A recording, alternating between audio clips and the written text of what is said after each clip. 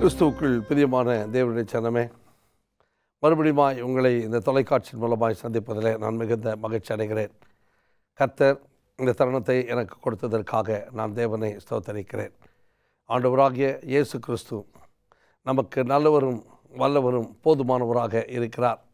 அவருக்கு பயந்து அவர் வழிகளிலே நடக்கிறவன் எவனோ அவன் பாக்கியவான்.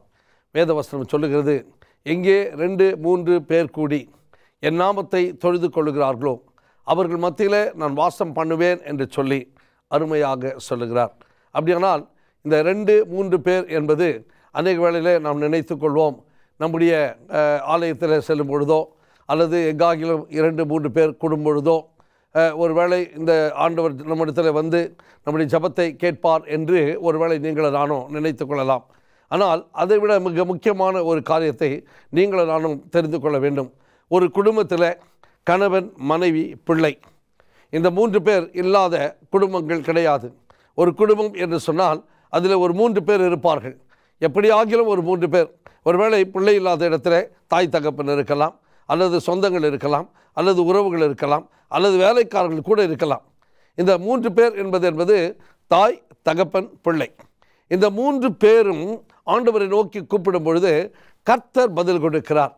தனி மனிதன் ஜெபித்தாலே கர்த்தர் கேட்கிறார், அங்கே அவருடைய பிரசன்னத்தை காட்டுகிறார். இதில் நமக்கு எள்ளளவு கூட சந்தேகமில்லை.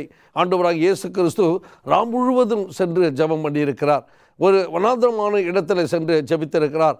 கர்த்தர் அந்த ஜெபத்தை கேட்டிருக்கிறார். வேதவசனம் சொல்லுகிறது, மத்தேயு 18ஆம் அதிகாரம் 19வது வசனத்தை நீங்கள் வாசிப்பீர்களானால், எங்கே இருவர் ஒருமனப்பட்டு ஜெபிக்கிறார்களோ அந்த ஜெபத்தை கர்த்தர் கேட்பதாக சொல்லுகிறார். ஆனால் இங்கே வேதவசனத்தை நாம் படிக்கிறோம், எங்கே 2-3 பேர் கூடி என் நாமத்தை தொழுது கொள்கிறார்களோ அவர்கள் மத்தியிலே நான் வாசம் பண்ணுவேன் என்பதாக ஆண்டவர் சொல்லுகிறார். அப்படியானால் 2 பேர் 3 பேர் என்பது கணவன், மனைவி, பிள்ளைகள். ஒரு வீட்டில் 3 பேர்கள் இருக்கிறார்கள். பார்த்தீங்கன்னா 3 பேரும் 3 வழியில் இருப்பாங்க. திடீர்னு இந்த கணவன் எந்திரிச்சு காலையிலே வேலைக்கு போயிடலாம், அல்லது மனைவி காலையில் எந்திரிச்சு வேலையை செய்ய ஆரம்பிச்சிடலாம், அல்லது மகன் காலையில் எந்திரிச்சு விளையாட போயிடுவான். 3 பேரும் ஒருமனமாக இருக்க மாட்டாங்க. ஆனால் அந்த 3 பேரும் தெய்வத்தோடு தான் இருப்பேன் என்று சொல்வார்கள். எல்லாம் ஒற்றுமையாக ஆலயத்துக்கு போவதும் மற்ற காரியங்களை செய்வதுமாக இருப்பார்கள். ஆனால் ஒருமனப்பட்டு ஜெபிக்கிற ஒரு அனுபவம் இருக்காது. எந்த வீட்டில் கணவன், மனைவி, பிள்ளைகள் ஒருமனப்பட்டு ஜெபிக்கிறார்களோ அந்த வீட்டில் நிச்சயமாக கர்த்தர் இருப்பார். இதை தான் அவர் சொன்னார், எங்கே 2-3 பேர் கூடி என் நாமத்தை தொழுது கொள்ளுகிறார்களோ. ஒருவேளை கணவன் வராமல் இருக்கலாம். அதற்காக மனைவி என்ன செய்யக்கூடாது, கணவன் வரல நம்மளும் என்ன போய் ஜெபம் பண்ணுது அப்படின்னு இருக்கக்கூடாது. மனைவி தன் பிள்ளையோடு ஜெபிக்க ஒரு அனுபவம் வரணும். அப்படி தொடர்ந்து ஜெபம் பண்ணால் போதும். அதுக்காக சில நேரத்தில் கணவன் மனைவி கூட பண்ணாமல் இருக்கலாம். ஆனால் பிள்ளைகளே அருமையாக நீங்கள் கூட என்ன செய்யலாம், எங்கள் அப்பா அம்மா வரலன்னா கூட பரவாயில்ல, நான் செய்கிறேன் என்று செய்ய வேண்டும். கணவன்மார் கூட சரி, ஒருவேளை மனைவி நமக்கு கீழ்ப்படியாமல் அல்லது முன்மையாக தெய்வத்தை ஏற்றுக்கொள்ளாமல் இருக்கலாம். ஆனால் கணவன்மார்களே, மனைவியோடு சேர்ந்து நாம் போயிடக்கூடாது. அவர்களுக்கு நாம் முன்மாதிரியாக இருக்க வேண்டும். அப்படி யாராகிலும் ஒருவர் முன்மாதிரியாக இருந்து ஒருத்தருக்காக ஜெபம் பண்ணி ஒன்றுபட்டு வாழும்போது தான் அந்த குடும்பம் செழித்தோங்கி நிற்கும். பிரியமானவர்களே, யோபுவின் குடும்பம் எப்படி ஆசீர்வதிக்கப்பட்டது? யோபு தன் மனைவிக்காக, தன் பிள்ளைகளுக்காக ஜெபித்தார். ஆபிரகாம் குடும்பம் எப்படி ஆசீர்வதிக்கப்பட்டது? அவர் தன் மனைவிக்காக, தன் பிள்ளைகளுக்காக ஜெபித்தார். ஈசாக்கு எப்படி, யாக்கோபு எப்படி? எடுத்துக்கொள்ளுங்களேன். நீங்கள் யாருடைய ஜெபத்தை தான் பாருங்களேன், தாவீதுடைய ஜெபத்தை பாருங்களேன், இப்படி அண்ணாளுடைய ஜெபத்தை பாருங்களேன். யாரோ ஒருவர் ஒரு குடும்பத்தில் அப்படி இருந்தால் தான் அந்த குடும்பம் செழிக்கும். பிரியமானவர்களே, நம்முடைய வாழ்க்கையில் கூட தெய்வத்தோடு பழகி தெய்வத்தோடு ஒத்திருக்கிற பிள்ளைகளுடைய வாழ்க்கை அப்படி தான் இருக்கும். எப்படி? வேதவசனம் சொல்லுகிறது, ஆபகுக் 2ஆம் அதிகாரம் 4வது வசனத்தில் நீங்கள் பாருங்கள், விசுவாசத்தினால் நீதிமான் பிழைப்பான். அவரோடு பழகுகிறவனுக்கு முதல்ல என்ன வேணும் தெரியுங்களா? விசுவாசம் வேணும். விசுவாசமும் சுவாசமும் ஒன்று. தேவன் ஒருவர் உண்டு என்று விசுவாசிக்கிறாய். அப்படி விசுவாசிக்கிறது நல்லதுதான். ஆனால் பிசாசுகளும் விசுவாசித்து நடுங்குகின்றனவே என்று சொல்லி நாம் யாக்கோபு 2ஆம் அதிகாரத்திலே பார்க்கிறோம். பிரியமானவர்களே, நம்முடைய விசுவாசம் எப்படிப்பட்டது? விசுவாசத்தை வைத்துக்கொண்டு நாம் என்ன செய்கிறோம்? அநேக நேரத்தில் இவைகளை நீங்களும் நானும் சிந்திப்பதே கிடையாது. வேதவசனம் சொல்லுகிறது, விசுவாசம் என்பது ஒரு வரம். 14 வரத்தில் ஒரு வரம் என்பதை நீங்களும் நானும் மறந்து விடக்கூடாது.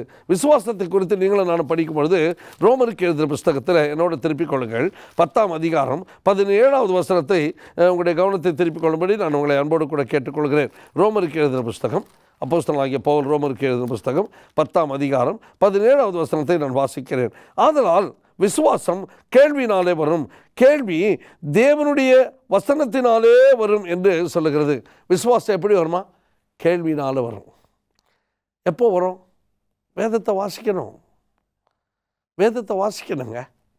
வேதத்தை வாசித்தா தான், வேதத்தை வாசிக்கும் போது தான் கேள்வியிட வரும். நம்ம வேதத்தை வாசிக்கும் போது கேள்வியே வர்றதில்லை. என்ன காரணம்?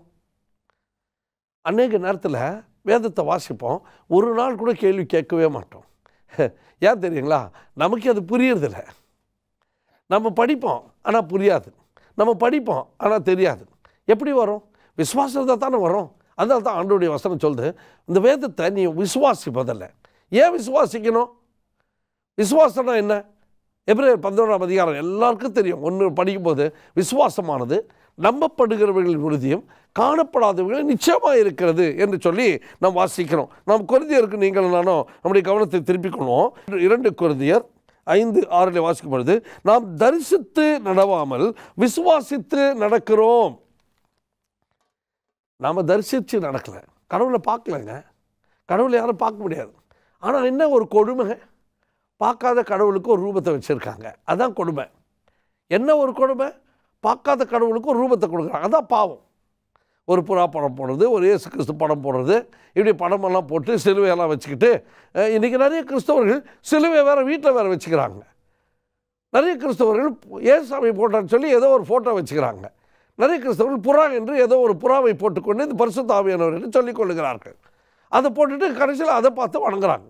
நம்ம கண்ணில் இவைகளெல்லாம் வந்தாலே முடிஞ்சு போச்சு, நமக்கும் தெய்வத்துக்கு இருக்கிற பழக்கம் சரியில்லை அப்படின்னு அர்த்தம். இதுதான் உண்மை.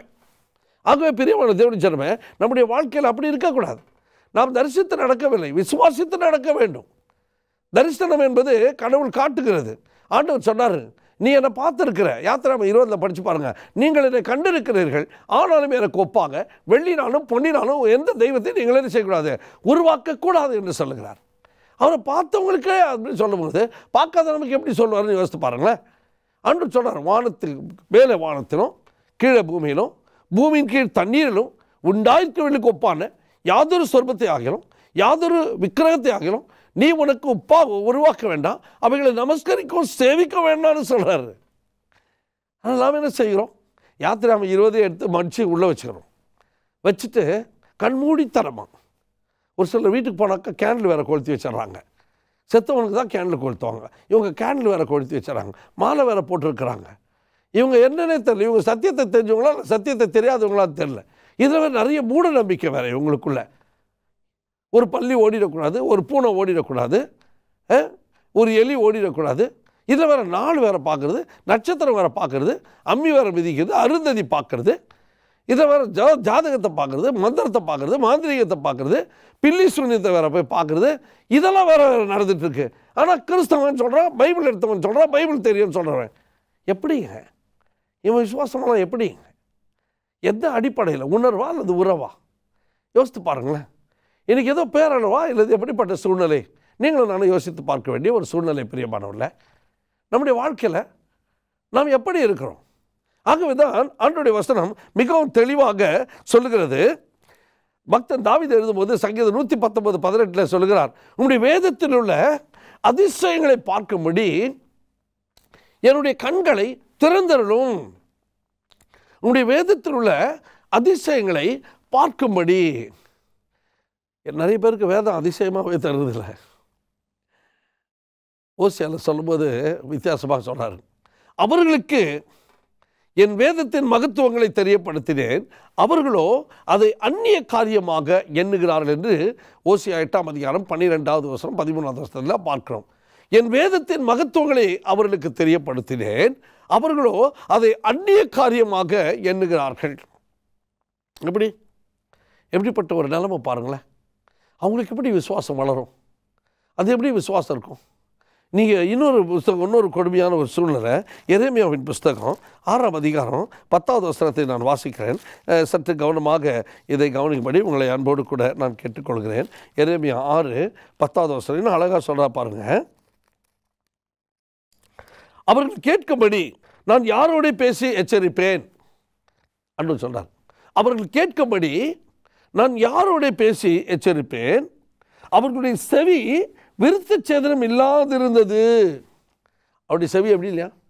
விருத்த சேதனம் இல்லாதிருந்தது. அவர்கள் கேட்க மாட்டார்கள். அவர்கள் என்ன செய்ய மாட்டாங்களா? கேட்க மாட்டாங்க. எவ்வளோ சத்தியத்தை சொல்கிறதுங்க. சிலர் கேட்கவே மாட்டாங்க. நேராகவே சொன்னாலும் சரி, அது இருக்குது விடுங்க பாஸ்டர், எங்களுக்கும் தெரியும். ஆனால் பலர் பயப்படுவாங்க. ஆனால் செய்ய முடியாதும்பாங்க. சிலர் ஏமாற்றுவாங்க. எப்படி தான் ஆண்டவருடைய வசனத்தை வச்சு அவங்க தெய்வத்தோட பழக முடியும்? ஆனால் ஒரே பிரச்சனை வந்து அழுவாங்க, கண்ணீர் விடுவாங்க. என் வீட்டில் எப்படி, என் குடும்பத்தில் எப்படி, என் பிள்ளைக்கு எப்படி, என் மனைவிக்கு எப்படி, என் கணவனுக்கு எப்படி, என் பிள்ளைங்களுக்கு எப்படி, இந்த வியாதி அந்த வியாதி, இந்த பிரச்சனை அந்த பிரச்சனை, இந்த கஷ்டம் அந்த கஷ்டம், பல காரியத்தை சொல்லுவாங்க. எப்படி அப்படின்னு சொன்னால், தெய்வத்தோட ஒரு வாழ்க்கை கிடையாது, உலகத்தோடவே தான் ஒரு வாழ்க்கை. அவங்க எப்படி வேதத்தோடு ஒட்டி வாழ முடியும்? அவங்களுக்கு ஏது விசுவாசமே இல்லையே. அந்த விசுவாசம் என்பது ஒரு பூரண விசுவாசமாக இருக்க வேண்டும் என்பதே இல்லையே. பாருங்க, என்ன அழகாக சொல்கிறாரு. இன்றைக்கி நிறைய பேருடைய விசுவாசம் எப்படி இருக்குது? மாய்மாலமான விசுவாசமாக இருக்கிறது. பாருங்கள், அவங்க சொல்கிறாரு, கர்த்தருடைய வசனம் அவர்களுக்கு நிந்தையாக இருக்கிறது, அதன் மேல் அவர்களுக்கு விருப்பம் இல்லை. ஆண்டவருடைய வசனத்து மேலே அநேகருக்கு விருப்பமே கிடையாது. பைபிளை படிக்கிட்டோம் பாருங்கள், ஜோம் பண்ணும்போது தூங்கிடுவாங்க. பைபிள் படிக்க பாருங்கள், தூங்கிடுவாங்க. ஏன்னா அவங்களுக்கு அது மேலே விருப்பமே கிடையாது, மேலே நாட்டமே கிடையாது. ஆனால் சினிமா பார்க்க சொல்லுங்கள், 3 மணி நேரம் சளைக்காமல் பார்ப்பாங்க. சீரியல் பார்க்க சொல்லுங்கள், நிற்காமல் பார்த்துக்கிட்டே இருப்பாங்க. ஆனால் எப்படிப்பட்ட ஒரு சூழ்நிலை பாருங்களேன். அவருடைய வாழ்க்கை எப்படிப்பட்ட ஒரு சூழ்நிலையில் போயிட்டுருக்குன்னு பாருங்களேன். வேத வசனம் சொல்லுகிறது, மிகவும் அழகாக சொல்லுகிறது. பிரியமானவர்களே, நீங்களும் நானும் அந்த வேத வசனத்தை வாசிக்க வேண்டும். இங்கே ரோமர் 10:17 வாசித்தோம். விசுவாசம் எப்படி வருமா? கேள்வினால் வரும். கேள்வி தேவனுடைய வசனத்திலிருந்து வரும் என்று நாம் வாசிக்கிறோம். அப்படியானால் கேள்வி எப்படி வரும்? வசனம் எப்படி? வசனத்திலிருந்து. எந்த வசனம்? அந்த வசனம் என்ன பண்ணும் அப்படின்றத பற்றி நம்ம ஒரு சில வசனங்களை நம்ம தியானம் செய்வோம். சங்கீதங்களின் புஸ்தகம் 105ஆம் அதிகாரம், சங்கீதம் 105க்கு நம்முடைய கவனத்தை திருப்பிக் கொள்ளும். 19வது வசனத்தை நான் வாசிக்கிறேன். சங்கீதம் 105 19 என்ன சொல்லுகிறது பாருங்க. கர்த்தர் சொன்ன வார்த்தை நிறைவேறும் அளவும் அவருடைய வசனம் அவனை புடமிட்டது. அவருடைய வசனம் அவனை புடமிட்டது. யோசேப்புடைய வாழ்க்கையை சரித்திரத்தை குறித்து அங்கே பேசுகிறார். எவ்வளோ அழகாக பேசுகிறான்னா அவ்வளோ அருமையாக. யோசேப்பு 17 வயசில் போனான். 13 வருஷம் பயங்கரமான உபத்திரம், பயங்கரமான ஒரு சூழ்நிலை. எப்படி கடவுளுக்கு அவன் பயந்தே வாழ்ந்தான். அவன் கடவுளுக்கு பயந்தே வாழ்ந்ததுனால அவனுடைய வாழ்க்கையில் ஒரு பெரிய ஆசீர்வாதம் அவனுக்காக காத்திருந்துச்சு. ஆனால் பிரியமானவர்களே, அவனையும் சாதாரணமாக உள்ள உலகம் அவனையும் சாதாரணமாக உள்ள அந்த வசனம் அவனை புடமிட்டது. அதனுடைய விளைவு என்ன என்பதை நீங்களும் நானும் கண்டிப்பாக பார்க்க வேண்டும்.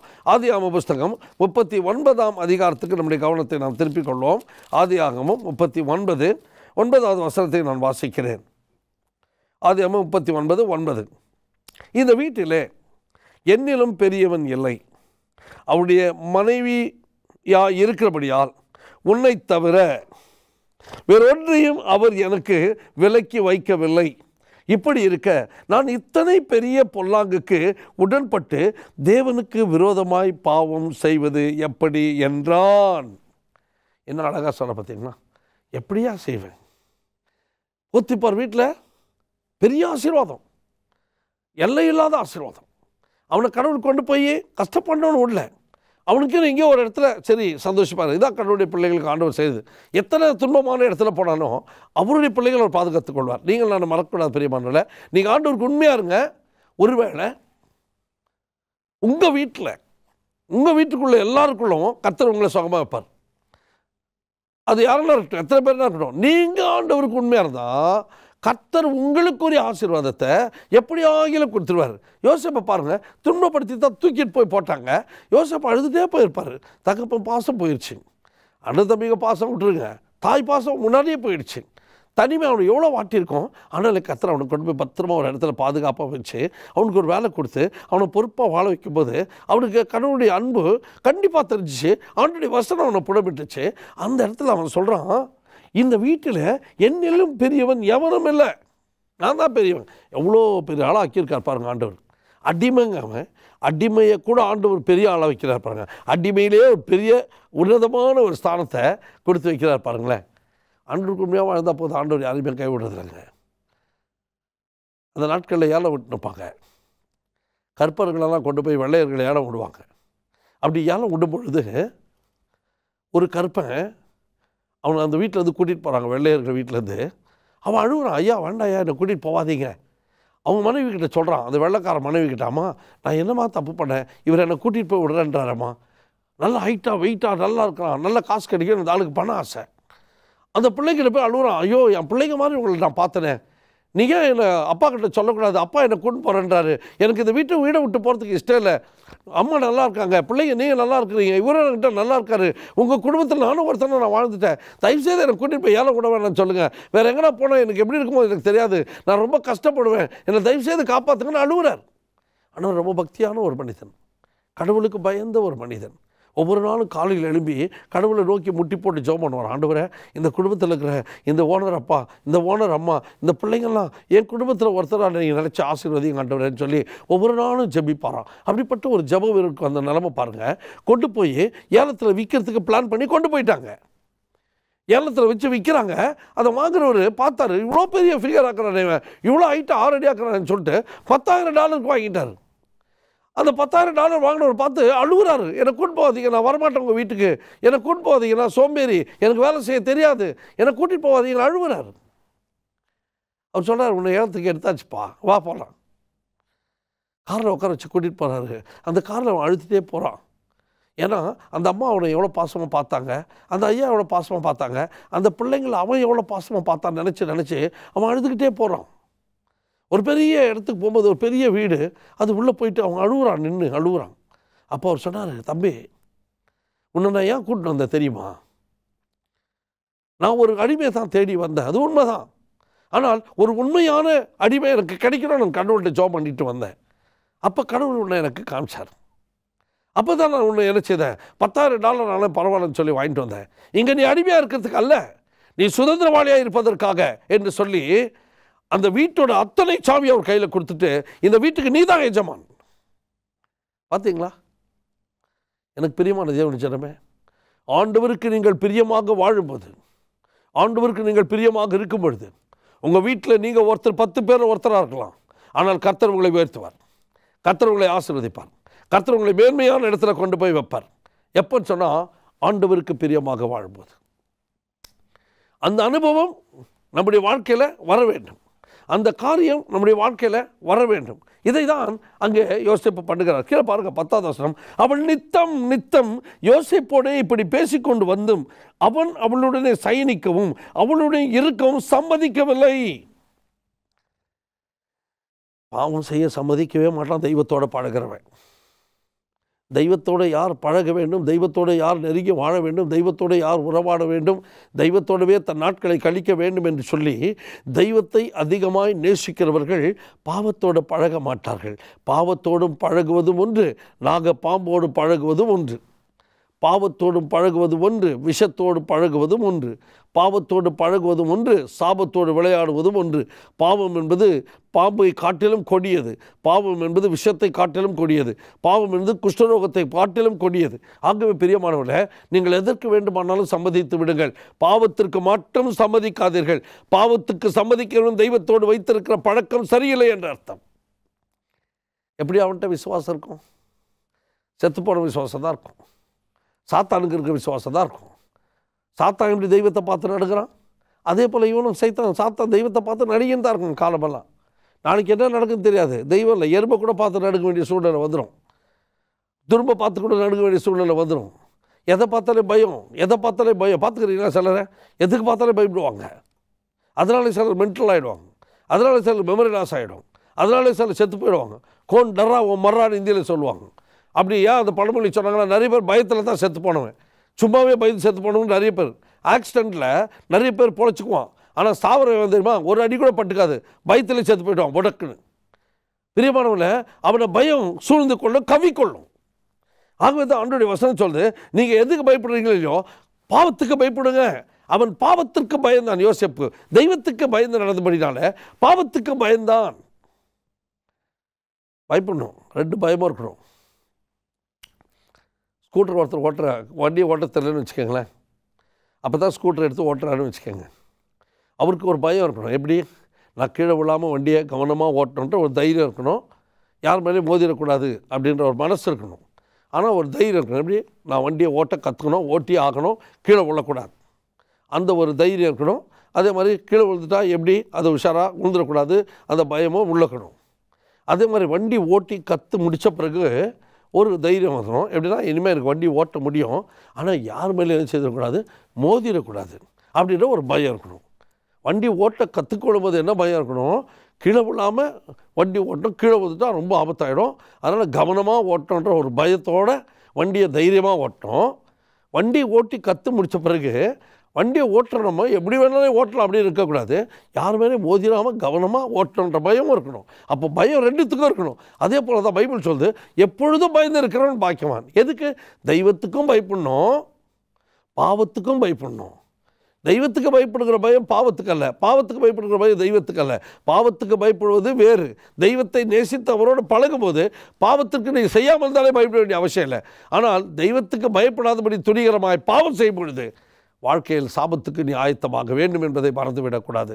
ஆம் பிரியமான தேவனுடைய ஜனமே, நம்முடைய வாழ்க்கையில் நாம் கர்த்தருக்கு பயந்து வாழும்போது என்ன நடக்கும்? யோசேப்பு ஆண்டவருக்கு பயந்து வாழ்ந்தான்.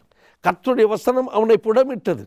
காரணம், அவன் தேவனுடைய வசனத்தை மிகவும் ஆர்வத்தோடும் உள்ளாழ்ந்த எண்ணத்தோடும் அவன் பாவத்துக்கு எப்படி பயப்படுவது என்கிறதை ஒவ்வொரு நாளும் உணர்ந்து தன் வாழ்க்கையில் வாழ்ந்தான். அந்த வசனம் அவனை நடத்தினது. அந்த வசனம் அவனை நடத்தினபடினாலே, அவன் பாவம் செய்யாதபடினாலே கர்த்தர் அவனுக்கு என்று வைத்திருந்த ஆசீர்வாதத்தை அவன் அளவில்லாமல் பெற்றுக்கொண்டான். 13 வருடம் தான். எங்கே போனாலும் கர்த்தருடைய கண்களை தயவு கிடைக்கிறது போல் அவனுக்கு ஆண்டவர் யார்கிட்ட போனாலும் அவர் கண்களை தயவு கிடைக்குமா? இன்னொரு பியூட்டி பாருங்களேன், எங்கே போனாலும் அவனுக்கு தயவு, யார் கண்ணில் போனாலும் தயவு. அந்த பானை பாத்திரக்காரன் கண்ணில் தயவு. கடவுள் அவனுக்கு ஞாபகத்தை மூட்டி விட்டார். அவன் போய் ராஜா கிட்ட சொல்லிட்டான், ஐயா சொப்பனத்தை சொல்கிற ஒருத்தர் இருக்கிறான், அழகாக அவனை கொண்டு போய் அவனை சேவ் பண்ணி அவனை அழகாக ஆக்கி பியூட்டிஃபுல்லாக மாற்றி அற்புதமாக கொண்டு போய் என்ன செய்தாங்க, அவனை நிற்க வச்சுட்டாங்க. அங்கே கனவுக்கு அழகாக பதில் சொன்னான். சிறையில் வாழ்ந்து கொண்டிருந்தவனுக்கு அரண்மனையில் அருமையான ஸ்தானத்தில் அவன் ராஜாவாக மாறினான். அந்த எகிப்து தேசத்துக்கே ராஜாவாக மாறினான். போத்திப்பார் வீட்டில் ஒரு அடிமையாக வாழ போன ஒருத்தன் ஆண்டவருக்கு பயந்தபடினாலே அந்த தேசத்துக்கே ராஜாவாக மாற்றினார். ஆம் பிரியமான தேவனுடைய ஜனமே, நம்முடைய வாழ்க்கையில் கூட விசுவாசத்தோடு நாம் வாழ வேண்டும். அந்த விசுவாசத்தில் எப்படி இருக்க வேண்டும்? உயிரோட்டம் இருக்க வேண்டும், அது உணர்வு இருக்க வேண்டும், அது வசனத்தின் மேல் கேள்விகளோடு வர வேண்டும். அந்த வசனம் நம்மை புடமிட வேண்டும், அந்த வசனத்திற்கு நாம் பயப்பட வேண்டும். அதுதான் புடமிட்டதற்கு அடையாளம். உன்னை வசனம் புடமிட்டிருக்கிறதா? யோசித்துப்பார். உன்னை வசனம் புடமிட்டிருக்கிறதா? யோசித்துப்பார். அந்த வசனம் உன்னை புடமிட வேண்டும். அப்பொழுதுதான் நீ பயத்துக்கு பயப்படுவாய், பாவத்திற்கு பயப்படுவாய். இல்லாவிட்டால் நீ துணிகரமாக இருக்கிறாய் என்று சொன்னால் உனக்கு வசனமும் உள்ளே போகவில்லை, அந்த வசனம் உன்னை புடமிடவும் இல்லை, நீ மனிதனாக மாறவும் இல்லை, உனக்கு விசுவாசமும் இல்லை. இருக்கிற விசுவாசம் என்று சொல்லுகிறாயோ அது செத்துப்போன விசுவாசம், அதில் கிரியை இல்லை, அதில் பயன் இல்லை. பிரியமானவர்களே, ஆகவே நீங்களும் நானும் கர்த்தருக்கு பயப்படுவோம், கர்த்தருடைய வழியில் நடப்போம். கர்த்தர் நிச்சயமாக யோசேப்பை உயர்த்தினது போல நம்மையும் உயர்த்தி அவர் ஆசீர்வதிப்பார். ஜெபம் செய்வோமா? ஆண்டவரே, விசுவாசத்தினால் எப்படி யோசேப்பு பிழைத்தானோ அதே போல் நாங்களும் பிழைக்கத்தக்கதாய் எங்களை ஆசீர்வதியும். நாங்களும் உமக்கு பயந்து உம்முடைய வழியில் நடக்க, உம்மோடு பழக எங்களுக்கு அந்த விசுவாசம் என்கிற வரத்தை தந்து எங்களையும் ஆசீர்வதித்து நீர் வழி நடத்த வேண்டும் என்று, இதை கேட்டுக்கொண்டிருக்க ஒவ்வொரு பிள்ளைகளையும் ஆசீர்வதிக்க வேண்டும் என்று இயேசுவின் நாமத்தில் வேண்டிக் கொள்கிறோம். எங்கள் ஜீவனுள்ள நல்ல தகப்பனே. ஆமென், ஆமென், ஆமென்.